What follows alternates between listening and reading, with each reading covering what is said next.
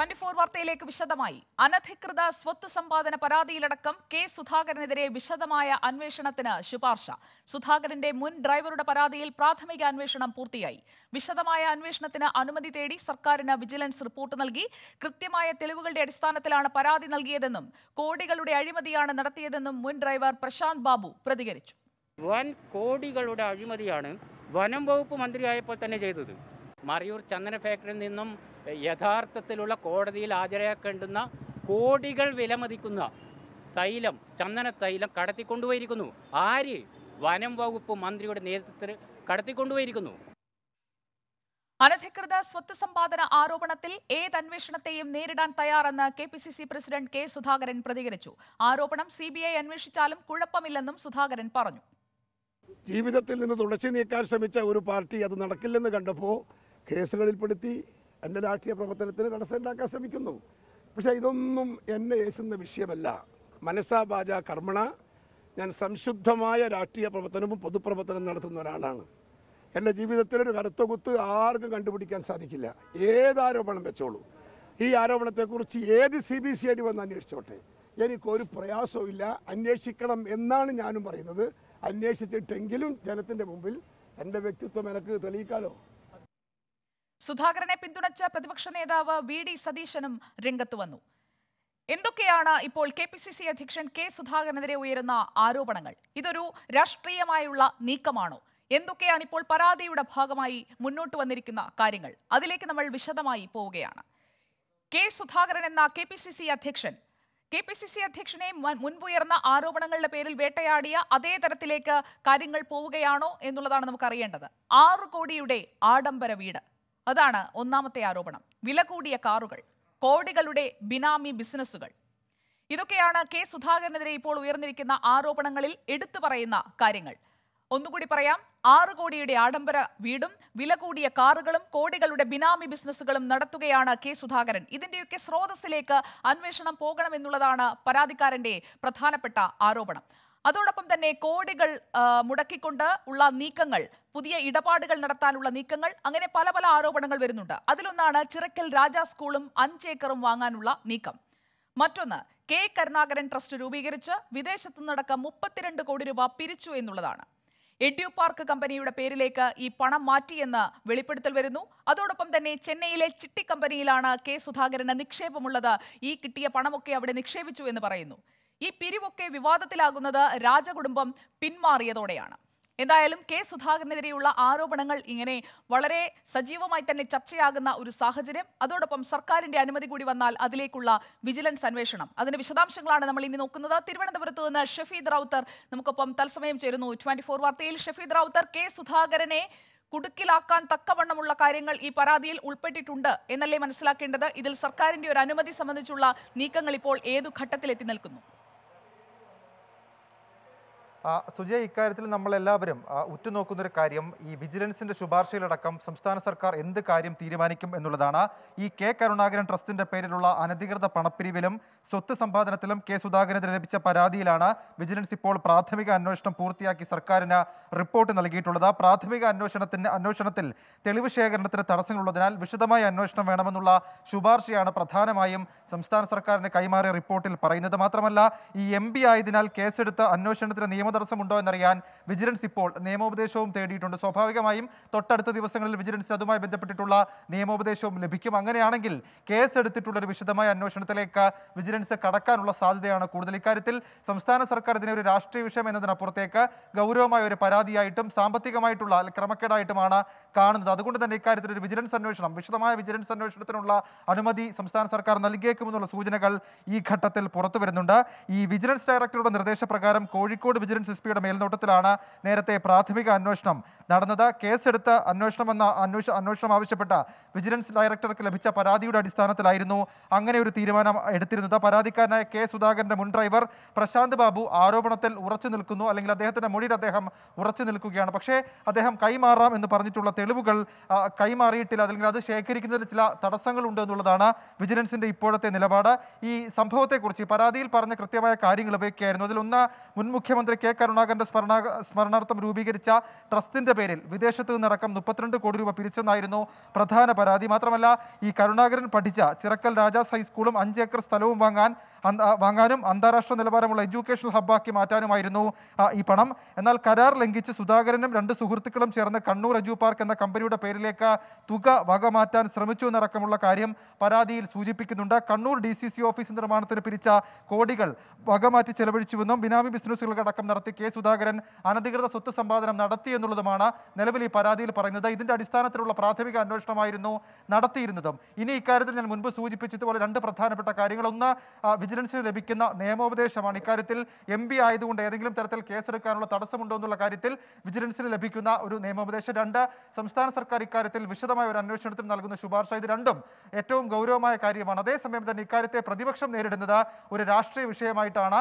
സംസ്ഥാന സർക്കാർ രാഷ്ട്രീയമായി പകപോക്കാൻ ശ്രമിക്കുന്നു എന്നുള്ളതാണ് പ്രതിപക്ഷ നേതാവിൻ്റെയും കെ സുധാകരൻ്റെയും അടക്കം വാക്കുകളിൽ നിന്ന് നമുക്ക് മനസ്സിലാക്കുന്ന ഒരു കാര്യം. കെ സുധാകരൻ പറയുന്നത് ഏത് വിധത്തിലുള്ള അന്വേഷണവും നേരിടാൻ താൻ തയ്യാറാണ്, വേണമെങ്കിൽ CBI തന്നെ വരട്ടെ, വിജിലൻസ് അന്വേഷിച്ച് സത്യം കണ്ടുപിടിക്കട്ടെ എന്നുള്ളതാണ് അദ്ദേഹത്തിന്റെ ഇക്കാര്യത്തിലെ പ്രതികരണമെങ്കിൽ പ്രതിപക്ഷ നേതാവ് പറഞ്ഞത് ഇതൊരു രാഷ്ട്രീയമായ പകപോക്കലേക്ക് പോകുന്നു, ചില പ്രശ്നങ്ങൾ, ചില തർക്കങ്ങളുടെ അടക്കം തുടർച്ചയായി ഇതിനെ വ്യാഖ്യാനിക്കാം എന്നുള്ളതായിരുന്നു അദ്ദേഹത്തിന്റെ ധ്വനി.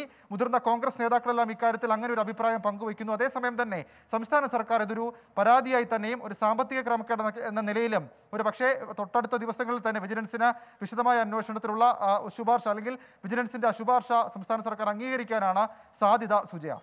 ശരി, ഷഫീദ് റാവുത്തർ, ഇതിന്റെ വിശദാംശങ്ങൾ വരുമ്പോൾ നമുക്ക് വീണ്ടും എത്താം ഈ വാർത്തയിലേക്ക്. ഷഫീദ് സൂചിപ്പിച്ചതുപോലെ ഇതൊരു രാഷ്ട്രീയ വേട്ടയാടൽ എന്നുള്ള ധ്വനിയോടെയുള്ള പരാമർശം കെ സുധാകരന്റെ ഭാഗത്തു നിന്നടക്കം വന്നിട്ടുണ്ട്. VD സതീശൻ കെ സുധാകരനെ പിന്തുണച്ചുകൊണ്ട് രംഗത്തെത്തുന്ന സാഹചര്യം. അതേസമയം പ്രാഥമിക അന്വേഷണത്തിലെ കണ്ടെത്തലുകൾ കണക്കിലെടുത്തുകൊണ്ട് സർക്കാർ വിശദമായ അന്വേഷണത്തിന് ഉത്തരവിടുമോ എന്നുള്ളതാണ് ഇനി അറിയേണ്ടത്. എന്തായാലും കോൺഗ്രസിലെ തർക്കങ്ങളിൽ ഇപ്പോൾ മുസ്ലിം ലീഗും ആശങ്ക പ്രകടിപ്പിക്കുന്നു. ഉമ്മൻചാണ്ടിയെയും രമേശ് ചെന്നിത്തലയെയും അനുനയിപ്പിക്കാത്തതിലാണ് മുസ്ലിം ലീഗിന് അമർഷം.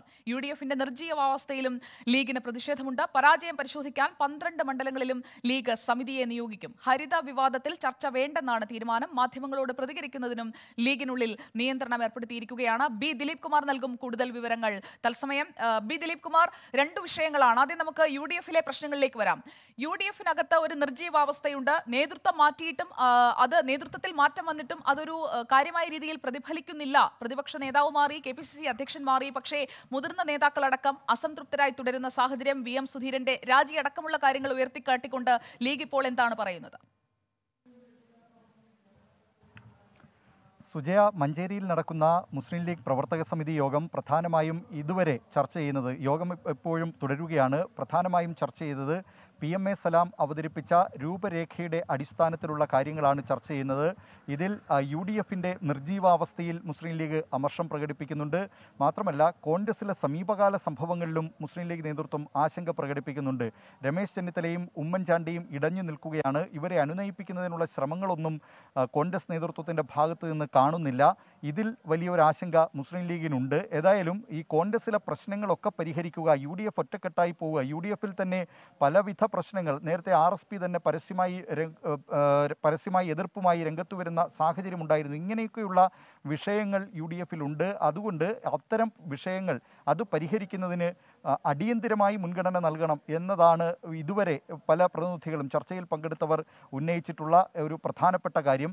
മറ്റൊന്ന്, നേരത്തെ സുജയ പറഞ്ഞതുപോലെ അതിൻ്റെ രണ്ടാമത്തെ വിഷയങ്ങൾ എന്ന് പറയുന്നത് സംഘടനാപരമായ മറ്റു ചില വിഷയങ്ങളാണ്. ഒന്ന്, പരാജയം 12 മണ്ഡലങ്ങളിൽ തോൽവി സംബന്ധിച്ച് പഠിക്കുന്നതിന് സമിതിയെ നിയോഗിക്കേണ്ടതുണ്ട്. എല്ലാ മണ്ഡലങ്ങളിലും അത്തരത്തിൽ സമിതി വേണം എന്ന ഒരു നിർദ്ദേശം ഉയർന്നു വന്നിട്ടുണ്ട്. ഇക്കാര്യത്തിൽ അതായത് ഈ അധികമായി വാങ്ങിയ മണ്ഡലങ്ങൾ പോലും അവിടെ വിജയസാധ്യത പരിഗണിച്ചിരുന്നില്ല എന്ന വിമർശനവും ഇവിടെ ഈ നേതാക്കളുടെ ഭാഗത്ത് നിന്ന് ഉണ്ടായിട്ടുണ്ട്. ഏതായാലും ഈ പരാജയത്തെക്കുറിച്ച് ഗൗരവമായ ഒരു പഠനം തന്നെ വേണം എന്നാണ് ഈ പ്രതിനിധികൾ ആവശ്യപ്പെട്ടിരിക്കുന്നത്. മറ്റൊന്ന്, ഈ ഹരിത വിവാദം, അത് MSFന്റെ വിദ്യാർത്ഥിനി വിഭാഗമായ ഹരിതയുമായി ബന്ധപ്പെട്ട് നേരത്തെ ഉയർന്നിട്ടുള്ള വിവാദങ്ങൾ അത് അടഞ്ഞ അധ്യായമാണ്. അതുകൊണ്ട് അക്കാര്യത്തിൽ ഇനി ഒരു ചർച്ച വേണ്ട എന്ന നിലപാട് നേതൃത്വം ഈ പ്രവർത്തക സമിതി യോഗത്തിൻ്റെ തുടക്കത്തിൽ തന്നെ സ്വീകരിക്കുന്ന നിലയുണ്ടായിരുന്നു. ഇനി ലീഗിൻ്റെ പ്രതികരണം എന്ന നിലയിൽ എല്ലാവരും അങ്ങനെ പ്രതികരിക്കേണ്ടതില്ല, അതിന് ചുമതലപ്പെടുത്തിയിട്ടുള്ള ചില ആൾക്കാരുണ്ടാകും എന്നാണ് ഇപ്പോൾ ഇതിനകം ഈ ചർച്ചകളിലൂടെ ഉരുത്തിരിഞ്ഞിട്ടുള്ള ഒരു പ്രധാനപ്പെട്ട കാര്യം. ഏതായാലും ഈ പ്രവർത്തക സമിതി യോഗം ഇപ്പോഴും തുടരുകയാണ്. സുജയ.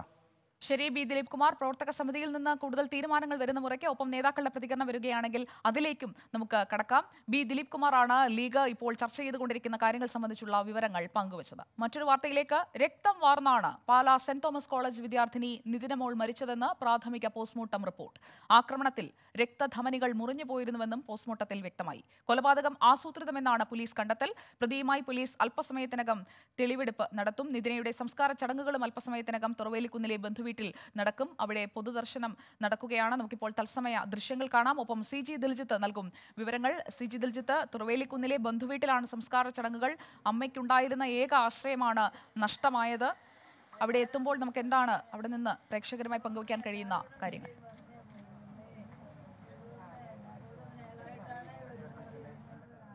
സുജയ, ആയുസിൻ്റെ സ്നേഹവും കരുതലും പ്രതീക്ഷകളുമാണ് ഇല്ലാതാകുന്നത്. അതിൻ്റെ ഒരു വിങ്ങിപ്പൊട്ടലിലാണ് ഈ ഒരു അമ്മ ഉള്ളത്. ഇവിടെ കൂടിയിരിക്കുന്ന സുഹൃത്തുക്കളും നാട്ടുകാരും സഹപ്രവർത്തകരും സംഘടനാ പ്രവർത്തനത്തിലടക്കം സജീവമായിരുന്നു നിതിന. അവരുമടക്കം ഈ അമ്മയുടെ അവസ്ഥയിൽ നിന്ന് വ്യത്യസ്തമല്ല അവരുടെയും അവസ്ഥകൾ. അത്തരത്തിൽ വൈകാരികമാണ് ഈ ഒരു പ്രദേശവാസികളുടെയും ഇവിടെ എത്തുന്ന സഹപ്രവർത്തകർ, സഹപാഠികൾ, അതോടൊപ്പം അധ്യാപകർ അടക്കമുള്ള ആളുകളുടെ പ്രതികരണം. അല്പസമയം മുമ്പ് നിതിന DYFIയിലടക്കം സജീവ പ്രവർത്തകയായിരുന്ന മേഖലാ ഭാരവാഹി അടക്കം ആണ്.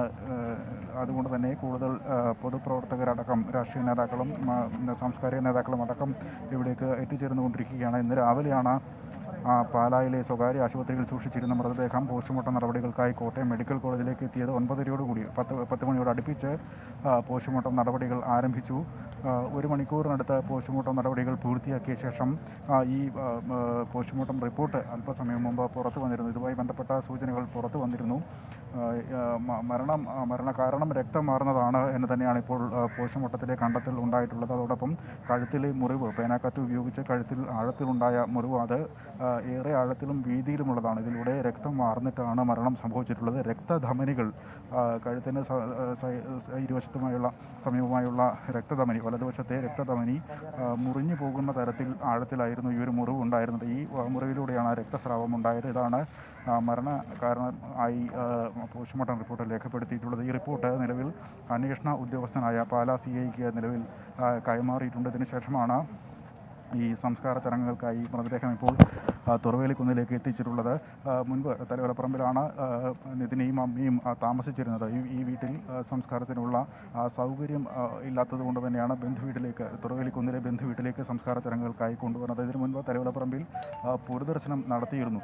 അവിടെയും സമീപവാസികളും സഹപാഠികളും ബന്ധുക്കളും അടക്കം അവിടെയും എത്തി. അവിടെയും വൈകാരികമായിരുന്നു അവിടുത്തെ സാഹചര്യം. ഏതായാലും വിലാപയാത്രയായി ഇപ്പോൾ മൃതദേഹം തുറവേലിക്കുന്നിലെ വീട്ടിലെത്തിച്ചിരിക്കുകയാണ്. സംസ്കാര ചടങ്ങുകൾ അല്പസമയത്തിനകം നടക്കും. വൈക്കം MLA CK ആശ അടക്കമുള്ള ജനപ്രതിനിധികൾ ഇവിടേക്ക് എത്തിയിരുന്നു. മന്ത്രി VN വാസവനടക്കം പോസ്റ്റ്മോർട്ടം നടപടികൾക്ക് മുൻകൈയെടുക്കാൻ ഉണ്ടായിരുന്നു. സംസ്കാര ചടങ്ങുകൾക്കും ഇത്തരത്തിൽ ഉന്നത വ്യക്തിത്വങ്ങൾ പങ്കെടുക്കുമെന്ന് തന്നെയാണ് ഇപ്പോൾ ലഭിക്കുന്ന സൂചന. ഏതായാലും നാടും ബന്ധുക്കളും അതോടൊപ്പം സുഹൃത്തുക്കളും സഹപ്രവർത്തകരും അടക്കം എത്തി അന്ത്യാഞ്ജലി അർപ്പിക്കുന്നതിൻ്റെ ഒരു നടപടിക്രമമാണ് ഇപ്പോൾ നടന്നുകൊണ്ടിരിക്കുന്നത്. ഓക്കെ, CG ദിൽജിത്താണ് തുറവേലിക്കുന്നിലെ വീട്ടിൽ നിന്നും വിവരങ്ങൾ നൽകിയത്. പ്രതി അഭിഷേക് ബൈജുവിനെ തെളിവെടുപ്പിനായി പാലാ സെന്റ് തോമസ് കോളേജിലേക്ക് എത്തിച്ചിരിക്കുകയാണ്. വിഷ്ണു സുരേഷ് നൽകും വിവരങ്ങൾ. Vishnu Suresh, Pala saint Thomas college വളപ്പിൽ ക്യാമ്പസിൽ നടന്ന കൊലപാതകമാണ് ഇന്നലെ പകൽ നമ്മളെല്ലാവരും ഞെട്ടലോടെ അറിഞ്ഞ സംഭവം. ഈ സംഭവത്തെക്കുറിച്ച് സ്ഥലത്തെത്തുമ്പോൾ പ്രതി എന്താണ് പറയുന്നത്?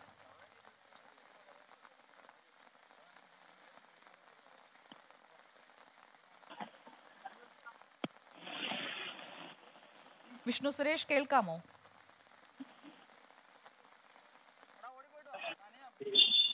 ചെറിയ സാങ്കേതിക തടസ്സമുണ്ട്. പാലാ സെന്റ് തോമസ് കോളേജ് ക്യാമ്പസിലേക്ക് പ്രതി അഭിഷേകിനെ തെളിവെടുപ്പിനായി എത്തിച്ചിരിക്കുകയാണ്.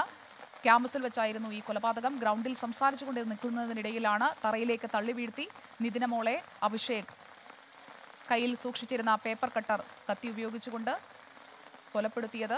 വിഷ്ണു സുരേഷ് നമുക്കൊപ്പമുണ്ട്. വിഷ്ണു സുരേഷ്, തെളിവെടുപ്പിനായി പാലാ സെന്റ് തോമസ് കോളേജ് ക്യാമ്പസിലേക്ക് അഭിഷേക് ബൈജുവിനെ എത്തിച്ചിരിക്കുകയാണെന്ന് മനസ്സിലാക്കുന്നു. വിവരങ്ങൾ? സുജയ അല്പസമയത്തിനും തന്നെ അഭിഷേകിനെ ഇങ്ങോട്ടേക്ക് എത്തിക്കും. നിലവിൽ ACPയുടെ നേതൃത്വത്തിൽ സ്ഥലത്തെത്തി സ്ഥിതിഗതികളെല്ലാം പരിശോധിക്കുകയാണ്. അല്പസമയത്തിനകം തന്നെ പ്രതിയെ ഇങ്ങോട്ടേക്ക് എത്തിക്കും. ഈ മഴയെ തുടർന്നാണ് നിലവിൽ പോലീസ് ആദ്യം വരികയും പിന്നീട് പ്രതിയെ എത്തിക്കാനുള്ള തീരുമാനത്തിലേക്കും കടന്നത്. എന്തായാലും അല്പസമയത്തിനകം തന്നെ പ്രതിയെ ഇങ്ങോട്ടേക്ക് എത്തിക്കുമെന്നാണ് പോലീസ് അറിയിച്ചിരിക്കുന്നത്. ഇന്നലെ ഏകദേശം 11 മണിയോടുകൂടിയാണ് നമ്മൾ ഈ ദൃശ്യങ്ങളിൽ കാണുന്ന സ്ഥലത്ത് വെച്ചാണ് പ്രതിയെ ഈ സ്ഥലത്ത് വെച്ചാണ് പ്രതി കൊലപാതകം നടത്തിയത്. ഇങ്ങോട്ടേക്കാണ് അല്പസമയത്തിനകം തന്നെ പ്രതിയെ എത്തിച്ച് തെളിവെടുപ്പ് നടത്തുമെന്ന നിലവിൽ അറിയിച്ചിരിക്കുന്നത്. ഈ ഓഡിറ്റോറിയത്തിൽ പരീക്ഷ കഴിഞ്ഞ് പുറത്തിറങ്ങിയ ശേഷമാണ് ഇത്തരത്തിൽ കൃത്യം പ്രതിയുടെ ഭാഗത്തുനിന്ന് ഉണ്ടായത്. നിലവിൽ ACPയുടെ നേതൃത്വത്തിലുള്ള സംഘമാണ് ഇങ്ങോട്ടേക്ക് എത്തിയിരിക്കുന്നത്. ദൃശ്യങ്ങളിൽ കാണുന്നത് ഇന്ന് തന്നെ പ്രതിയെ കോടതിയിൽ ഹാജരാക്കും. അതിനുശേഷം വീണ്ടും കസ്റ്റഡിയിൽ വാങ്ങും. അതോടൊപ്പം ഈ കൂത്താട്ടുകുളം ഉൾപ്പെടെയുള്ള പ്രദേശങ്ങളിൽ എത്തിച്ച് ഈ പ്രതി ബ്ലേഡ് വാങ്ങി എന്ന് പറയുന്ന പുതിയ ബ്ലേഡ് വാങ്ങി എന്ന് പറയുന്ന കടയിൽ ഉൾപ്പെടെ എത്തിച്ച് തെളിവെടുപ്പ് നടത്തേണ്ടതുണ്ട്. അതുകൊണ്ട് തന്നെ പിന്നെ പ്രതിയെ ഇന്ന് കസ്റ്റഡിയിൽ വാങ്ങാനാണ് പോലീസിന്റെ തീരുമാനം. അല്പസമയത്തിനകം തന്നെ പ്രതിയെ ഇങ്ങോട്ടേക്ക് എത്തിക്കും. നിലവിൽ സ്ഥിതിഗതികളെല്ലാം വിലയിരുത്താൻ വേണ്ടിയാണ് ACPയുടെ നേതൃത്വത്തിലുള്ള സംഘം കോളേജിൽ എത്തിയത്. ഇന്നലെ 11 മണിയോടുകൂടിയായിരുന്നു ഈ അതിദാരുണമായ സംഭവം ഉണ്ടായത്. പരീക്ഷ കഴിഞ്ഞ തിരികെ വീട്ടിലേക്ക് പോകുന്നതിനിടയിലാണ് മിഥുനയെ അഭിഷേക് കൊലപ്പെടുത്തിയത്. ഇത് കണ്ട് ദൃക്സാക്ഷികൾ ഉൾപ്പെടെയുള്ളവരുടെ മൊഴിയുണ്ട്. നിലവിൽ വിഷ്ണു സുരേഷാണ് വിവരങ്ങൾ നൽകിയത്. പാലാ സെന്റ് തോമസ് കോളേജ് ക്യാമ്പസിൽ നിന്ന് പ്രതി അഭിഷേക് ബൈജുവിനെ അല്പസമയത്തിനകം അവിടേക്ക് തെളിവെടുപ്പിന് കൊണ്ടുവരും. പോലീസ് സംഘം അവിടെ എത്തിക്കഴിഞ്ഞു. ഇപ്പോൾ അവിടെ നല്ല മഴ പെയ്യുന്നുമുണ്ട്. മറ്റു വാർത്തകളിലേക്ക്. 24 സീനിയർ റിപ്പോർട്ടർ സഹിൻ ആന്റണിയുടെ മകളുടെ പിറന്നാൾ ആഘോഷം എന്ന പേരിൽ പ്രചരിക്കുന്ന വീഡിയോയിലേത് തെറ്റായ വിവരം. പ്രവാസി മലയാളി ഫെഡറേഷന്റെ ഒരു പരിപാടിക്കിടെ നടന്ന ആഘോഷത്തിന്റെ വീഡിയോ ആണ് കുഞ്ഞിന്റെ പിറന്നാൾ എന്ന പേരിൽ പ്രചരിപ്പിക്കുന്നതെന്ന് ഫെഡറേഷൻ വ്യക്തമാക്കി. ഏഷ്യാനെറ്റ് ന്യൂസിന്റെ ന്യൂസ് അവറിൽ തനിക്കെതിരെ അപകീർത്തികരമായ പരാമർശം നടത്തിയവർക്കെതിരെ നിയമ നടപടി ആരംഭിച്ചതായി സഹിൻ ആന്റണിയുടെ ഭാര്യ അഡ്വക്കേറ്റ് മനീഷ രാധാകൃഷ്ണൻ പറഞ്ഞു. പ്രവാസി ദിനവുമായി ബന്ധപ്പെട്ട് പ്രവാസി മലയാളി ഫെഡറേഷന്റെ നേതൃത്വത്തിൽ കുടുംബയോഗമാണ് നടന്നത്. അതിനിടയിൽ സഹിൻ പോലും പ്രതീക്ഷിക്കാതെ സർപ്രൈസ് ആയിട്ടായിരുന്നു പിറന്നാൾ ആഘോഷം. ബോൾഗാട്ടി പാലസിലെ ഓപ്പൺ സ്റ്റേജിലായിരുന്നു പരിപാടി. അല്ലാതെ 5 സ്റ്റാർ ഹോട്ടലിലല്ല ചടങ്ങ് നടന്നതെന്നും ഡോക്ടർ ജോസ് കാനാട്ട് പറഞ്ഞു. ഞങ്ങളുമായിട്ട് സഹകരിച്ച് ഞങ്ങളുടെ ന്യൂസുകളൊക്കെ കൊടുക്കും പോകുന്ന ഒരു നല്ല പത്രപ്രവർത്തകൻ എന്ന നിലയിൽ അദ്ദേഹത്തിന് ഒരു സർപ്രൈസ് കൊടുക്കണമെന്ന് വിചാരിച്ചു. അന്ന് അദ്ദേഹത്തിന്റെ ബർത്ത്ഡേ ആണ്.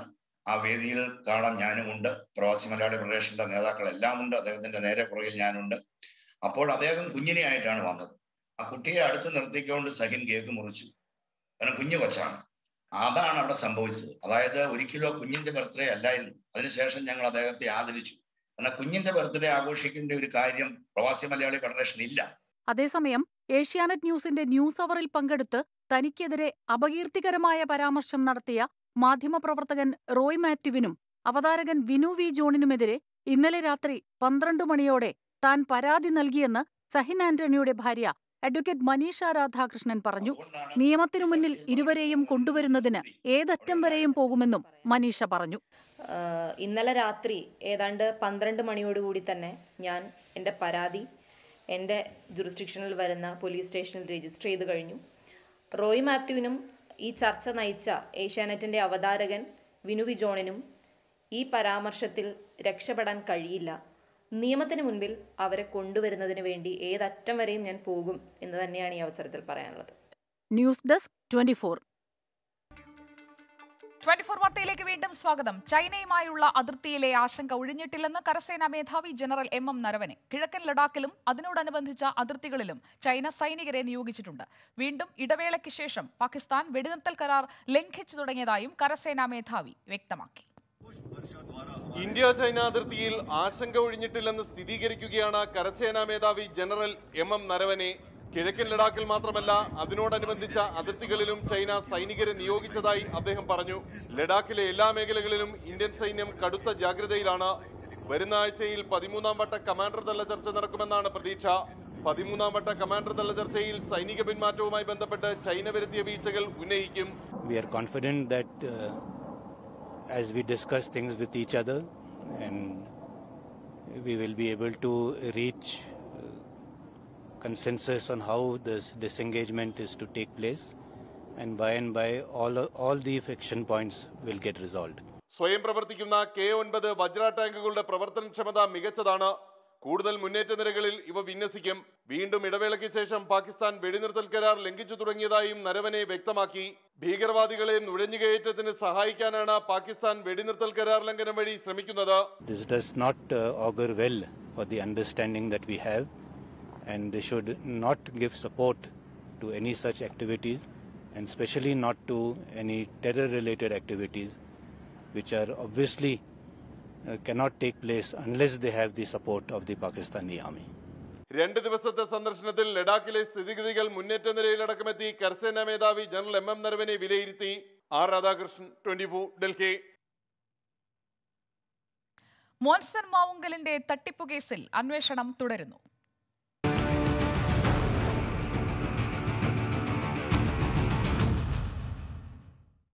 പുരാവസ്തുക്കളുടെ പേരിൽ വ്യാജരേഖ ചമച്ചത് താനാണെന്ന് സമ്മതിക്കാതെ മോൻസൺ മാവുങ്കൽ സാധനങ്ങൾ തന്ന ആളുകൾ തന്നെയാണ് തനിക്ക് രേഖയും തന്നതെന്നാണ് മോൻസൺ നൽകിയ മൊഴി. മോൻസന്റെ വീട്ടിലെ പുരാവസ്തു വകുപ്പിന്റെ പരിശോധന പൂർത്തിയായി. ഇന്ന് കോടതിയിൽ ഹാജരാക്കുന്ന പ്രതിയെ വീണ്ടും കസ്റ്റഡിയിൽ വാങ്ങാനാണ് ക്രൈംബ്രാഞ്ച് നീക്കം. പതിവ് പോലെ തനിക്കൊന്നും അറിയില്ലെന്ന നിലപാടിൽ ഉറച്ചു നിൽക്കുകയാണ് മോൻസൺ. പുരാവസ്തുക്കൾ എന്ന പേരിൽ ഇയാൾ പറഞ്ഞ സാധനങ്ങൾക്കൊക്കെ സർട്ടിഫിക്കറ്റും സംഘടിപ്പിച്ചിരുന്നു. എന്നാൽ താൻ വ്യാജരേഖ ചമച്ചിട്ടില്ലെന്നാണ് മോൻസൺ നൽകിയ മൊഴി. സാധനങ്ങൾ തന്നയാളുകൾ തന്നെയാണ് രേഖകളും നൽകിയതെന്ന മൊഴി വിശ്വാസയോഗ്യമല്ലെന്നാണ് ക്രൈംബ്രാഞ്ചും പറയുന്നത്. ഇതറിയാൻ ചോദ്യം ചെയ്യൽ പുരോഗമിക്കുകയാണ്. മോൻസന്റെ വീട്ടിൽ ഇന്നലെ രാത്രി വൈകിയും ക്രൈംബ്രാഞ്ചിന്റെ പരിശോധന തുടർന്നു. വ്യാജ പുരാവസ്തുക്കളിൽ ചിലത് അന്വേഷണ സംഘം പിടിച്ചെടുത്തിട്ടുണ്ട്. ഇവിടുത്തെ പുരാവസ്തു വകുപ്പിന്റെ പരിശോധനയും പൂർത്തിയായി. വിശദമായ റിപ്പോർട്ട് ഉടൻ തന്നെ പുരാവസ്തു വകുപ്പ് ക്രൈംബ്രാഞ്ചിന് കൈമാറും. മോൻസൺ പരസ്പര വിരുദ്ധമായ കാര്യങ്ങൾ പറയുന്നതിനാൽ തങ്ങളുടെ തെളിവെടുപ്പ് പൂർത്തിയായിട്ടില്ലെന്നും വീണ്ടും കസ്റ്റഡിയിൽ വേണമെന്നുമാണ് ക്രൈംബ്രാഞ്ചിന്റെ നിലപാട്. വൈകിട്ടോടെ മോൻസനെ കോടതിയിൽ ഹാജരാക്കുമ്പോൾ കസ്റ്റഡി അപേക്ഷ സമർപ്പിക്കാനാണ് ക്രൈംബ്രാഞ്ചിന്റെ തീരുമാനം. ശ്രീകുമാരൻ, 24, കൊച്ചി. മോൻസൺ മാവുങ്കലിന്റെ തട്ടിപ്പിൽ CBI അന്വേഷണം വേണമെന്ന് കോൺഗ്രസ് നേതാവ് VM സുധീരൻ. കേരളത്തിലെ ഇന്റലിജൻസ് സംവിധാനത്തിന് വീഴ്ച പറ്റിയെന്നും VM സുധീരൻ പ്രതികരിച്ചു. തട്ടിപ്പിൽ ഏത് അന്വേഷണവും നേരിടാൻ തയ്യാറാണെന്ന് K സുധാകരൻ ഇന്നും ആവർത്തിച്ചു. സംസ്ഥാന സർക്കാരിനെ പരിഹസിച്ച് കേന്ദ്രമന്ത്രി V മുരളീധരൻ രംഗത്തെത്തി. സത്യം പുറത്തു വരണം. ആ പുറത്തു വരിക, അതിനുവേണ്ടിയാണ് ഈ കൃത്യമായിട്ടുള്ള അന്വേഷണം, CBI അന്വേഷണം വേണം, സമഗ്രമായ CBI അന്വേഷണം വേണമെന്ന് പറയുന്നത്. ഏത് കേസായാലും, ഇനി മോൺസന്റെ കേസായിക്കോട്ടെ, CBCID അന്വേഷിക്കണമെന്നൊക്കെ പറയുന്നുണ്ടല്ലോ. CBCID അന്വേഷിച്ചോട്ടെ, ജുഡീഷ്യൽ എൻക്വയറി വെച്ചോട്ടെ, സ്പെഷ്യൽ ടീമിനെ വെച്ചോട്ടെ, എനിക്കൊരു പ്രശ്നമില്ല. സാധാരണക്കാർക്ക് സംരക്ഷണം നൽകേണ്ട കേരളത്തിന്റെ പോലീസ് ഇപ്പൊ എന്താ ചെയ്യുന്നത്? നമ്മുടെ ചില ആളുകൾ പുരാവസ്തുക്കൾ പുതുതായിട്ടുണ്ടാക്കുക, പുത്തൻ പുരാവസ്തുക്കൾ നിർമ്മിക്കുകയാണ്. ആ പുത്തൻ പുരാവസ്തുക്കൾക്ക് കാവൽ നിൽക്കുകയാണ് കേരളത്തിന്റെ പോലീസ്. 24 വാർത്ത തുടരുന്നു. സ്കൂൾ തുറക്കുന്നതിനുള്ള അന്തിമ മാർഗരേഖ ചൊവ്വാഴ്ച പുറത്തിറങ്ങുമെന്ന് വിദ്യാഭ്യാസ മന്ത്രി V ശിവൻകുട്ടി. തയ്യാറെടുപ്പുകൾ സജീവമായി പുരോഗമിക്കുകയാണ്. ആദ്യ ആഴ്ച കുട്ടികൾക്ക് ഹാജരും യൂണിഫോമും നിർബന്ധമാക്കില്ല. കുട്ടികളുടെ എണ്ണവും ഷിഫ്റ്റും തീരുമാനിക്കുക അതാത് സ്കൂളുകളായിരിക്കുമെന്നും വിദ്യാഭ്യാസ മന്ത്രി പറഞ്ഞു. നവംബർ 1 സ്കൂൾ തുറക്കാനുള്ള തയ്യാറെടുപ്പുകൾ സജീവമായി പുരോഗമിക്കുകയാണ്. അസുഖങ്ങളുള്ള കുട്ടികളും ഭിന്നശേഷിക്കാരായ കുട്ടികളും സ്കൂളുകളിൽ വരേണ്ടതില്ല. ക്ലാസ്സിലെ എണ്ണവും ഷിഫ്റ്റും തീരുമാനിക്കുക അതാത് സ്കൂളുകൾ. ആദ്യ ആഴ്ച ഹാജരും യൂണിഫോമും നിർബന്ധമാക്കില്ലെന്നും വിദ്യാഭ്യാസ മന്ത്രി V ശിവൻകുട്ടി പറഞ്ഞു. സ്കൂൾ തുറക്കുന്നതിന് വേണ്ടിയുള്ള എല്ലാ തയ്യാറെടുപ്പുകളും വളരെ സജീവമായി പുരോഗമിച്ചുകൊണ്ടിരിക്കുകയാണ്. ആദ്യത്തെ ആഴ്ച അറ്റൻഡൻസ് നിർബന്ധമാക്കുന്നില്ല, യൂണിഫോം നിർബന്ധമാക്കുന്നില്ല. 5-ാം തീയതി അന്തിമ മാർഗരേഖ പുറത്തിറക്കും. അധ്യാപക സംഘടനകൾ മുന്നോട്ട് വെച്ച നിർദ്ദേശങ്ങൾ അന്തിമ മാർഗരേഖയിൽ പരിഗണിക്കും. മാർഗരേഖ പുറത്തിറക്കി കഴിഞ്ഞാൽ സ്കൂൾ തുറക്കുന്നതുവരെയുള്ള കാര്യങ്ങൾ ടൈം ടേബിൾ നിശ്ചയിച്ചുകൊണ്ട് ചെയ്തു തീർക്കും. വിദ്യാർത്ഥികൾ, രക്ഷിതാക്കൾ, അധ്യാപകർ എന്നിവരുടെ ആശങ്ക പരിഹരിക്കുന്നതിന് വിവിധ തലങ്ങളിൽ ബോധവൽക്കരണം ആരംഭിച്ചു. യുവജന സംഘടനകൾ സ്കൂൾ ശുചീകരണ പ്രവർത്തനങ്ങളിൽ സജീവമാകും. മാർഗരേഖയിലെ നിർദ്ദേശങ്ങൾ വിശദീകരിക്കുന്നതിനും അഭിപ്രായം ആരായുന്നതിനുമായി വിദ്യാർത്ഥി തൊഴിലാളി സംഘടനകൾ, മേയർ, ജില്ലാ പഞ്ചായത്ത് അധ്യക്ഷന്മാരുടെയും ഉന്നത ഉദ്യോഗസ്ഥരുടെയും യോഗം ഇന്നു ചേരും. തുടർന്ന് പ്രിൻസിപ്പൽമാരുടെയും പ്രഥമ അധ്യാപകരുടെയും നേതൃത്വത്തിൽ പ്രാദേശിക യോഗങ്ങൾ ചേരുമെന്നും മന്ത്രി വ്യക്തമാക്കി. 24 തിരുവനന്തപുരം. സംസ്ഥാനത്തെ കോവിഡ് സാഹചര്യം വിലയിരുത്താൻ മുഖ്യമന്ത്രിയുടെ അധ്യക്ഷതയിൽ ഇന്ന് അവലോകന യോഗം ചേരും. വൈകിട്ട് 3:30-ക്കാണ് യോഗം. തിയേറ്ററുകൾ തുറന്നു നൽകാവുന്ന സാഹചര്യമായോ എന്ന് ഉന്നതതല യോഗം പരിശോധിക്കും. മറ്റെല്ലാ വ്യവസായങ്ങളും തുറന്നു നൽകിയ സാഹചര്യത്തിൽ തിയേറ്ററുകൾ മാത്രം അടച്ചിടുന്നതിനോട് യോജിക്കാനാവില്ലെന്ന് തിയേറ്റർ ഉടമകൾ വ്യക്തമാക്കിയിരുന്നു. ഒക്ടോബർ 4-ന് കോളേജുകളും നവംബർ 1-ന് സ്കൂളുകളും തുറക്കുന്ന പശ്ചാത്തലത്തിൽ അവലോകന യോഗം മുന്നൊരുക്കങ്ങൾ വിലയിരുത്തും. സംസ്ഥാനത്തെ വാക്സിനേഷൻ തോതും പരിശോധിക്കും. രാജ്യത്തെ കോവിഡ് സാഹചര്യം നോക്കിയാൽ കഴിഞ്ഞ 24 മണിക്കൂറിനിടെ 24,354 പേർക്കാണ് കോവിഡ് സ്ഥിരീകരിച്ചത്. 234 പേർ മരിച്ചു. കോവിഷീൽഡ് വാക്സിൻ എടുത്ത യാത്രക്കാർക്ക് ഓസ്ട്രേലിയൻ സർക്കാർ പ്രവേശനാനുമതി നൽകി. കോവിഷീൽഡ് വാക്സിൻ എടുത്ത യാത്രക്കാർക്ക് ഇനി ഓസ്ട്രേലിയയിലെത്തുന്നതിന് തടസ്സമില്ല. വരും ആഴ്ചകളിൽ ആരോഗ്യ മന്ത്രാലയം ബയോസെക്യൂരിറ്റി ആക്ടിന്റെ അടിയന്തര തീരുമാനങ്ങൾ പരിഷ്കരിക്കുകയും കൂടുതൽ യാത്രാ ഇളവുകൾ പ്രഖ്യാപിക്കുകയും ചെയ്യുമെന്ന് ഓസ്ട്രേലിയൻ പ്രധാനമന്ത്രി സ്കോട്ട് മോറിസൺ പറഞ്ഞു. അതേസമയം രാജ്യത്ത് ഇന്നും പ്രതിദിന കോവിഡ് കേസുകൾ 30,000-ൽ താഴെയാണ് റിപ്പോർട്ട് ചെയ്തത്. കഴിഞ്ഞ ദിവസത്തേതിലും 8.8% കുറവാണ് പ്രതിദിന കേസുകളിൽ ഉണ്ടായത്. നിലവിൽ ചികിത്സയിലുള്ളവരുടെ എണ്ണം 2.73 ലക്ഷമായി. 197-ാം ദിവസത്തിനിടെ രേഖപ്പെടുത്തുന്ന ഏറ്റവും കുറഞ്ഞ കണക്കാണിത്. ചികിത്സയിലുള്ളവരുടെ എണ്ണം ഏറ്റവും കൂടുതലുള്ള സംസ്ഥാനമായി കേരളം തുടരുന്നു. രാജ്യത്തെ രോഗമുക്തി നിരക്ക് 97.86%. 24 ഡൽഹി. കേരളത്തിലെ കോൺഗ്രസിലെ പല കാര്യങ്ങളിലും തിരുത്തൽ വരേണ്ടതായിട്ടുണ്ടെന്ന് VM സുധീരൻ. ഇത് ഹൈക്കമാൻഡിന്റെ ശ്രദ്ധയിൽപ്പെടുത്തിയിട്ടുണ്ട്. ഫലപ്രദമായ ഇടപെടൽ ഉണ്ടാകുമെന്നാണ് പ്രതീക്ഷയെന്നും VM സുധീരൻ പറഞ്ഞു. പാർട്ടി സ്ഥാനങ്ങളെ സംബന്ധിച്ചിടത്തോളം എൻ്റെ അനുഭവങ്ങളും പിന്നെ കേരളത്തിലെ അവസ്ഥയും പല കാര്യങ്ങളും തിരുത്തൽ വരേണ്ടതായിട്ടുണ്ട്. ഈ കാര്യങ്ങളെ സംബന്ധിച്ചിടത്തോളം കോൺഗ്രസ് ഹൈക്കമാൻഡിന്റെ ശ്രദ്ധയിൽപ്പെടുത്തിയിട്ടുണ്ട്. ഹൈക്കമാൻഡിന്റെ ഫലപ്രദമായ ഇടപെടൽ ഉണ്ടാകുമെന്നാണ് പ്രതീക്ഷിക്കുന്നത്. അതിനുവേണ്ടി പ്രതീക്ഷയോടെ കാത്തിരിക്കുക. പ്രശ്നങ്ങൾ പരിഹരിക്കാൻ സുധീരന് താൽപര്യമുണ്ടെങ്കിൽ പരിഹരിക്കട്ടെ എന്നും സുധീരനോട് AICC നേതൃത്വം സംസാരിച്ചിട്ടുണ്ടെന്നും K സുധാകരൻ പ്രതികരിച്ചു. എന്താ പരിഹാരം എന്ന് പറഞ്ഞാൽ പരിഹാരം ഉണ്ടാവേണ്ടിടത്തല്ലേ പരിഹാരം ഉണ്ടാവേണ്ടത്. AICC നേതൃത്വം അദ്ദേഹത്തോട് സംസാരിച്ചിട്ടുണ്ട്. പ്രശ്നം പരിഹരിക്കാൻ പറഞ്ഞിട്ടുണ്ട്. അദ്ദേഹം പരിഹരിക്കാൻ താല്പര്യമുണ്ടെങ്കിൽ അദ്ദേഹം പരിഹരിക്കും, ഇല്ലെങ്കിൽ പരിഹരിക്കില്ല. അതൊക്കെ ഒരു വ്യക്തി സ്വാതന്ത്ര്യമല്ലേ. അതിലിപ്പോൾ നമുക്കെന്ത് പ്രതികരിക്കാൻ പറ്റും? നാർക്കോട്ടിക് ജിഹാദ് പരാമർശത്തിന് പിന്നാലെ തന്റെ നിലപാടുകൾ ന്യായീകരിച്ച് പാലാ ബിഷപ്പ് മാർ ജോസഫ് കല്ലറങ്ങാട്ട്. മതേതര വഴികളിലൂടെ സഞ്ചരിച്ച് വർഗീയ കേരളത്തിൽ എത്തിപ്പെടുമോ എന്ന് ആശങ്കയുണ്ടെന്ന് ബിഷപ്പ് പറയുന്നു. മതേതരത്വം കൊണ്ട് ആർക്കാണ് ഗുണമെന്ന ചോദ്യം പല കോണിൽ നിന്നും ഉയരുന്നതായും ദീപിക ദിനപത്രത്തിൽ ബിഷപ്പ് എഴുതിയ ലേഖനത്തിൽ ചോദിക്കുന്നു. തുറന്നു പറയുമ്പോൾ നിശബ്ദനായിരിക്കരുത് എന്ന തലക്കെട്ടിലെഴുതിയ ലേഖനത്തിലൂടെ പുതിയ വിവാദങ്ങൾക്ക് തുടക്കം കുറിക്കുകയാണ് പാലാ ബിഷപ്പ്. മതേതര വഴികളിലൂടെ സഞ്ചരിച്ച് വർഗീയ കേരളത്തിൽ എത്തിപ്പെടുമോ എന്ന ആശങ്കയുള്ളതായി വ്യക്തമാക്കുന്ന ലേഖനത്തിൽ മതേതരത്വം എങ്ങനെയാണ് തീവ്രവാദത്തിന് ജന്മം നൽകുന്നതെന്ന് പാശ്ചാത്യ നാടുകളെ കണ്ടുപഠിക്കണമെന്ന് ബിഷപ്പ് ചൂണ്ടിക്കാട്ടി. മതേതരത്വത്തിന്റെയും പുരോഗമന ചിന്തയുടെയും വെളിച്ചത്തിൽ സ്വന്തം സമുദായത്തെ തള്ളിപ്പറയണമെന്നാണ് ചിലർ ശഠിക്കുന്നത്. കപട മതേതരത്വം ഭാരതത്തെ നശിപ്പിക്കുമെന്നും ബിഷപ്പ് ലേഖനത്തിൽ പറയുന്നു. തിന്മകൾക്കെതിരെ ജാഗരൂകരായിരിക്കണം. സമൂഹത്തിലെ അപകടങ്ങൾക്കെതിരെ മുന്നറിയിപ്പുകൾ ജാഗ്രതയുമാണ്. സാമൂഹിക തിന്മകൾക്കെതിരെ മൗനമോ തിരസ്കരണമോ പ്രതിഷേധമോ അല്ല വേണ്ടത്.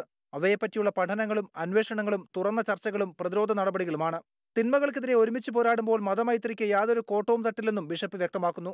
സ്വന്തം മതത്തെക്കുറിച്ച് സംസാരിക്കാതിരിക്കലല്ല മതേതരത്വം, അന്യമത വിദ്വേഷം ഉപേക്ഷിക്കലാണ്. തെറ്റുകൾക്കെതിരെ സംസാരിക്കാത്തവർ മൗനമായി അതിനെ പ്രോത്സാഹിപ്പിക്കുകയാണ്. തിന്മയ്ക്കെതിരെ ഒരുമിച്ച് കൈകോർക്കുന്നതുകൊണ്ട് മതമൈത്രിയോ മനുഷ്യമൈത്രിയോ തകരില്ലെന്നും ബിഷപ്പ് പറഞ്ഞുവെക്കുന്നു. 24 കൊച്ചി. കനയ്യകുമാറിന്റെ കോൺഗ്രസ് പ്രവേശനത്തിന് പിന്നാലെ CPI ദേശീയ നേതൃയോഗങ്ങൾ ഡൽഹിയിൽ ആരംഭിച്ചു. കനയ്യ പാർട്ടി വിട്ടത് അടഞ്ഞ അധ്യായമാണെന്നും എന്നാൽ വിഷയം ചർച്ച ചെയ്യുമെന്നും CPI സംസ്ഥാന സെക്രട്ടറി കാനം രാജേന്ദ്രൻ പറഞ്ഞു. വിഷയത്തിൽ നേതൃത്വത്തിൽ ഭിന്നതയുണ്ട്. പാർട്ടി വിട്ട കനയ്യകുമാർ തന്നെയാകും CPI നേതൃയോഗങ്ങളിലെ പ്രധാന ചർച്ചാ വിഷയം. കനയ്യയുടേത് അടഞ്ഞ അധ്യായമാണെങ്കിലും വിഷയം ചർച്ച ചെയ്യുമെന്ന സംസ്ഥാന സെക്രട്ടറി കാനം രാജേന്ദ്രൻ പറഞ്ഞു. ആ സാഹചര്യത്തെക്കുറിച്ചൊരു പരിശോധന സ്വാഭാവികം പാർട്ടിക്ക് ഉള്ളിൽ നടക്കും. അതിപ്പോൾ പരസ്യമായി പറയാൻ പറ്റിയില്ല. ജനറൽ സെക്രട്ടറി D രാജ പറഞ്ഞത് പാർട്ടി നിലപാടാണെന്ന് പറഞ്ഞെങ്കിലും കനയ്യ പാർട്ടിയെ വഞ്ചിച്ചുവെന്ന D രാജയുടെ നിലപാടിനോട് കേരള ഘടകം വിയോജിപ്പ് പ്രകടിപ്പിച്ചിരുന്നു. കനയ്യ പാർട്ടി വിടുന്ന സാഹചര്യം ഒഴിവാക്കണമായിരുന്നു എന്ന അഭിപ്രായം കേരളത്തിൽ നിന്നുൾപ്പെടെ ഒരു വിഭാഗം നേതാക്കൾക്കുണ്ട്. വിഷയം ജനറൽ സെക്രട്ടറി D രാജയ്ക്കെതിരെ കേരള നേതാക്കൾ ആയുധമാക്കും. എന്നാൽ കനയ്യക്കെതിരെ കേന്ദ്ര നേതാക്കൾ മൃദു സമീപനം സ്വീകരിച്ചുവെന്നും ഒരു വിഭാഗം നേതാക്കൾക്ക് വിമർശനമുണ്ട്. ദേശീയ കൗൺസിൽ ചേരും മുമ്പ് എക്സിക്യൂട്ടീവ് യോഗം ചേർന്നു. 3 ദിവസത്തെ യോഗത്തിൽ പഞ്ചാബ് UP നിയമസഭാ തെരഞ്ഞെടുപ്പുകളും കർഷക പ്രക്ഷോഭവും ദേശീയ രാഷ്ട്രീയ സാഹചര്യങ്ങളും ചർച്ചയാകും. വിജയവാഡയിൽ നിശ്ചയിച്ചിട്ടുള്ള 24ാമത് പാർട്ടി കോൺഗ്രസിന്റെ തീയതിയും യോഗങ്ങളിൽ തീരുമാനിക്കും. ബൽറാം നെടുങ്ങാടി, 24 ഡൽഹി. ആളൂർ പീഡനക്കേസിൽ പാസ്റ്ററും പ്രതിയുമായ CC ജോൺസന്റെ മുൻകൂർ ജാമ്യാപേക്ഷയെ എതിർത്ത് ക്രൈംബ്രാഞ്ച് സുപ്രീം കോടതിയിൽ. തെളിവുകൾ ശേഖരിക്കാൻ ജോൺസനെ കസ്റ്റഡിയിൽ ചോദ്യം ചെയ്യേണ്ടത് അനിവാര്യമാണെന്ന് ക്രൈംബ്രാഞ്ച് കോടതിയെ അറിയിച്ചു.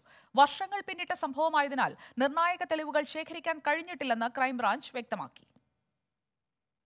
ഒളിമ്പ്യൻ മയൂഖ ജോണി പൊതുജന ശ്രദ്ധയിൽ കൊണ്ടുവന്ന ആളൂർ പീഡനക്കേസിൽ ഇതുവരെ നടന്ന അന്വേഷണത്തിന്റെ വിവരങ്ങൾ crime branch DYSP Biju Alexander supreme കോടതിക്ക് കൈമാറി.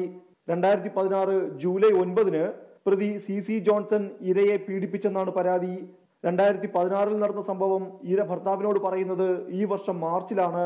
ഇതിന് പിന്നാലെയാണ് പരാതി ലഭിച്ചതും കേസ് രജിസ്റ്റർ ചെയ്തതുമെന്ന് ക്രൈംബ്രാഞ്ച് വ്യക്തമാക്കി. 2016 സംഭവമായതുകൊണ്ട് തന്നെ മെഡിക്കൽ പരിശോധനയിൽ നിർണായക തെളിവുകൾ ലഭിച്ചില്ല. പ്രതി അശ്ലീല ചിത്രങ്ങൾ അയച്ചുവെന്ന് പറയുന്ന ഫോൺ ഇരയുടെ കയ്യിൽ നിന്ന് നഷ്ടപ്പെട്ടു. മാനസിക ആഘാതത്തെ തുടർന്ന് വസ്ത്രം കത്തിച്ചു കളഞ്ഞെന്നും ഇര മൊഴി നൽകി.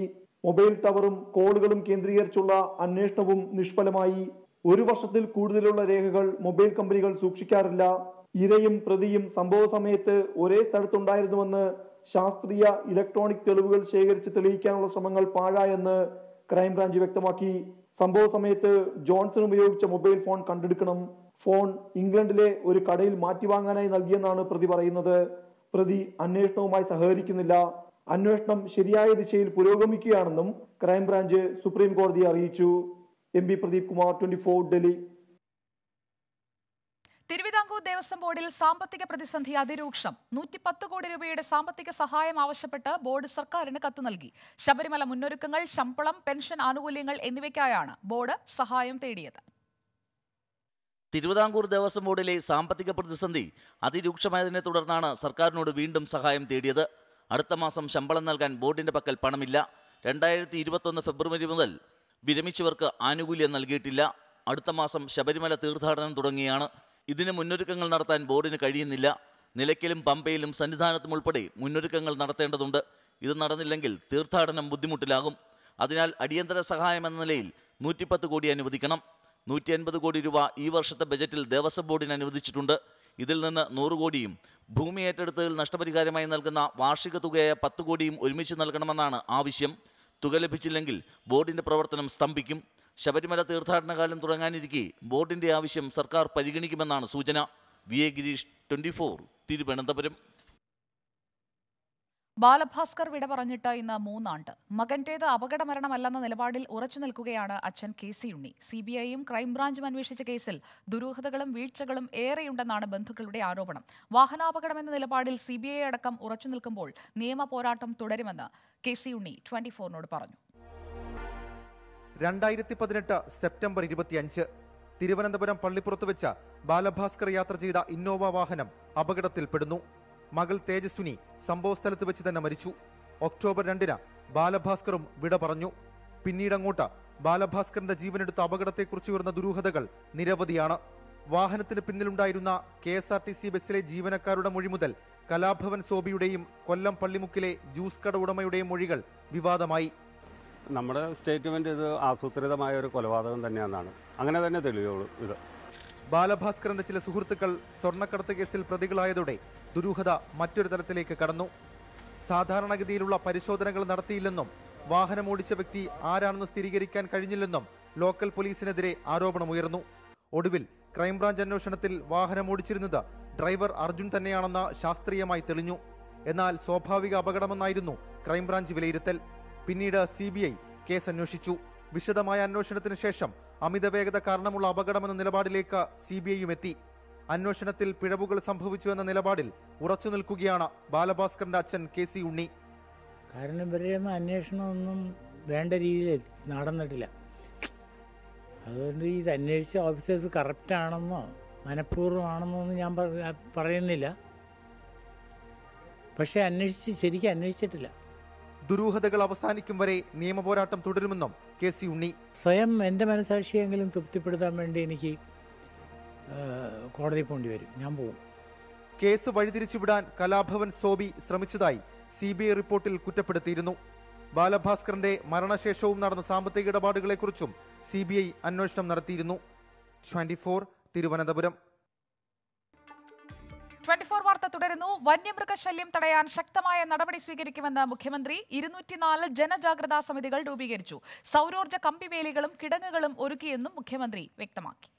കൃഷി നശിപ്പിക്കുന്ന കാട്ടുപന്നികളെ വെടിവെക്കാൻ വനംവകുപ്പ് ഉദ്യോഗസ്ഥർക്കും തോക്ക് കൈകാര്യം ചെയ്യാൻ അധികാരമുള്ള ഉദ്യോഗസ്ഥർക്കും തോക്ക് ലൈസൻസ് ഉള്ള നാട്ടുകാർക്കും അനുമതി നൽകിക്കഴിഞ്ഞു. 204 ജനജാഗ്രതാ സമിതികൾ ഇതിനോടകം രൂപീകരിച്ചിട്ടുണ്ട്. കർഷക സംഘടനകൾ, പരിസ്ഥിതി പ്രവർത്തകർ, ജനപ്രതിനിധികൾ, പൊതുജനങ്ങൾ തുടങ്ങിയവരിൽ നിന്ന് അഭിപ്രായം ശേഖരിച്ച് ഈ പദ്ധതി കാര്യക്ഷമമായി മുന്നോട്ട് കൊണ്ടുപോകാനാണ് ആലോചിക്കുന്നത്. മഹാത്മാവിന്റെ ഓർമ്മയിൽ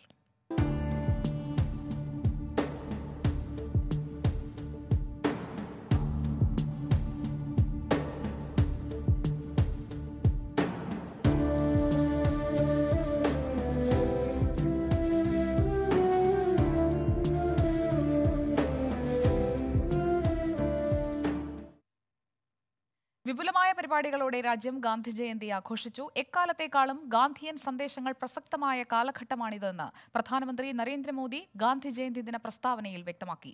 സ്വച്ഛ് ഭാരത് പദ്ധതിയുടെ അടുത്ത ഘട്ടത്തിന്റെ ഉദ്ഘാടനവും ഇന്ന് നടന്നു. രാഷ്ട്രപിതാവിന്റെ ഓർമ്മകൾ നിറഞ്ഞു നിൽക്കുന്ന രാജ്ഘട്ടിൽ കോവിഡ് ചട്ടങ്ങൾ പാലിച്ചായിരുന്നു ജയന്തി ആഘോഷങ്ങൾ. 500-ൽ താഴെ ആളുകൾക്ക് മാത്രമേ രാജ്ഘട്ടിലേക്ക് ജയന്തി ദിനത്തിൽ പ്രവേശനമുണ്ടായിരുന്നുള്ളൂ. രാഷ്ട്രപതി, ഉപരാഷ്ട്രപതി, പ്രധാനമന്ത്രി, കോൺഗ്രസ് അധ്യക്ഷ തുടങ്ങി നിരവധി പേർ രാജ്ഘട്ടിലെ ചടങ്ങിൽ പങ്കെടുത്തു. ഗാന്ധി ജയന്തിയുടെ ഭാഗമായി സർവ്വമത പ്രാർത്ഥനയും രാജ്ഘട്ടിൽ സംഘടിപ്പിച്ചിരുന്നു. ഗാന്ധിജിയുടെ ജന്മം കൊണ്ട് പ്രശസ്തമായ ഗുജറാത്തിലെ പോർബന്തറിലും വിവിധ പരിപാടികളോടെയാണ് ജയന്തി സമുചിതമായി ആചരിച്ചത്. ഡൽഹിയിലെ കേരള ഹൗസിലും ഗാന്ധി ജയന്തി ആചരിച്ചു. ഗാന്ധിജിയുടെ ഓർമ്മകളും സന്ദേശവുമായിരിക്കും ഇനിയുള്ള നാളുകളിലും ഇന്ത്യയെ നയിക്കുക. ഇക്കാര്യം വ്യക്തമാക്കുന്നതാണ് ഈ ഗാന്ധി ജയന്തി ആഘോഷങ്ങളും. ക്യാമറമാൻ നന്ദ വല്ലഭ് ഭാട്ടയ്ക്കൊപ്പം രാജ്ഘട്ടിൽ നിന്നും ആർ രാധാകൃഷ്ണൻ, 24. സംസ്ഥാനത്തും ഗാന്ധി ജയന്തിയോടനുബന്ധിച്ച് വിവിധ പരിപാടികൾ നടന്നു. തിരുവനന്തപുരം കിഴക്കേക്കോട്ട ഗാന്ധി പാർക്കിലെ മഹാത്മാഗാന്ധി പ്രതിമയിൽ മുഖ്യമന്ത്രി പിണറായി വിജയൻ പുഷ്പാർച്ചന നടത്തി. സർവരെയും തുല്യരായി പരിഗണിക്കുന്ന വിശാലമായ ജനാധിപത്യമാണ് ഗാന്ധിജി മുറുകെ പിടിച്ച ദേശീയതയുടെ അടിസ്ഥാന ശിലയെന്ന് മുഖ്യമന്ത്രി പിണറായി വിജയൻ പറഞ്ഞു. KPCCയിൽ നടന്ന ഗാന്ധി ജയന്തി പരിപാടിയിൽ കെ മുരളീധരൻ, VM സുധീരൻ തുടങ്ങിയവർ പങ്കെടുത്തു. ഗാന്ധി ജയന്തിയോടനുബന്ധിച്ച് കോഴിക്കോട് ബീച്ചിൽ മഹാശുചീകരണ യജ്ഞം നടന്നു. ബേപ്പൂർ മുതൽ എലത്തൂർ വരെ 25 കിലോമീറ്റർ ദൂരത്തിൽ തീരം ശുചീകരിച്ചു. വയലിനിസ്റ്റ് ബാലഭാസ്കർ ഓർമ്മയായിട്ട് ഇന്നേക്ക് 3 വർഷം തികയുകയാണ്. പ്രിയപ്പെട്ട ബാലുവിന്റെ ഓർമ്മയിൽ ജീവിക്കുകയാണ് ആരാധകരും സുഹൃത്തുക്കളും.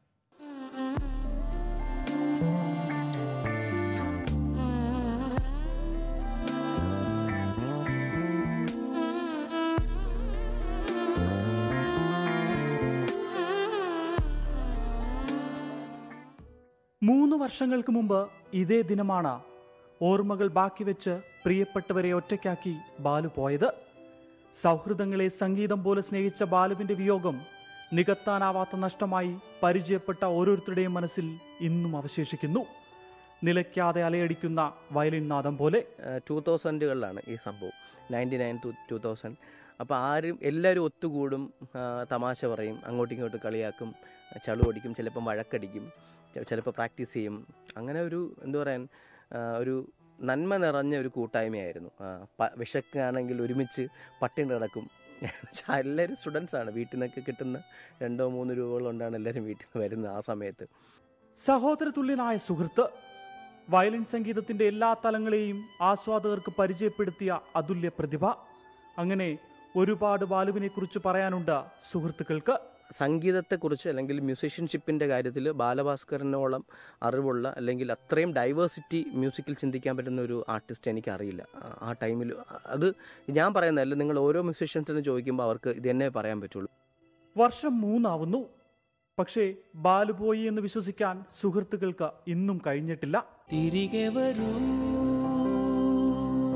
ഓർമ്മകളെ, ചിരികളിലെ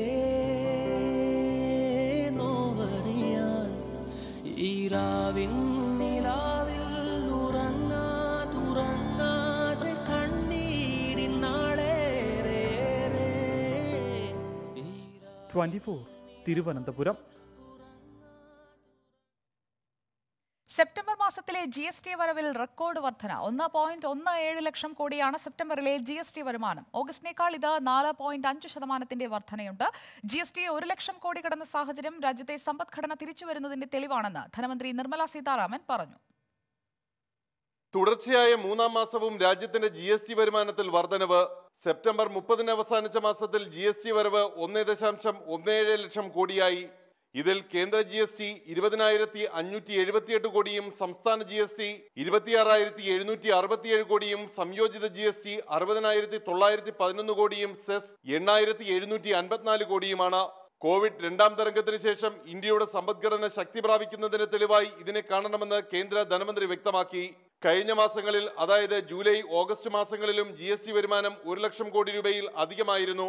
ജൂലൈയിൽ വരുമാനം 1.16 ലക്ഷം കോടിയായപ്പോൾ ഓഗസ്റ്റിൽ അത് 1.12 ലക്ഷം കോടിയായി മാറി. 2020 സെപ്റ്റംബറിലെ വരുമാനവുമായി ഇപ്പോഴത്തെ കണക്കുകളെ താരതമ്യം ചെയ്യുമ്പോൾ വരവ് 23% കൂടുതലാണ്.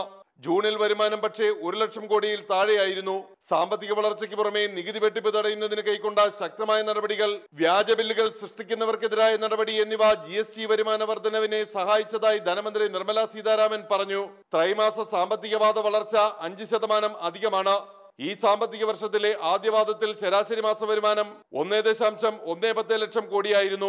ഇത് രണ്ടാം സാമ്പത്തിക പാദത്തിൽ ശരാശരി മാസ വരുമാനം 1.15 ലക്ഷം കോടിയായി മാറി. 5% വളർച്ചയാണ് ഈ ഇനത്തിൽ രേഖപ്പെടുത്തിയിരിക്കുന്നത്. ഇതും ഇന്ത്യയുടെ സാമ്പത്തിക മേഖലയുടെ തിരിച്ചുവരവിന്റെ ലക്ഷണമായി കാണാം. ആർ രാധാകൃഷ്ണൻ, 24, ഡൽഹി. 24 വാർത്ത ഇവിടെ പൂർണ്ണമാവുകയാണ്.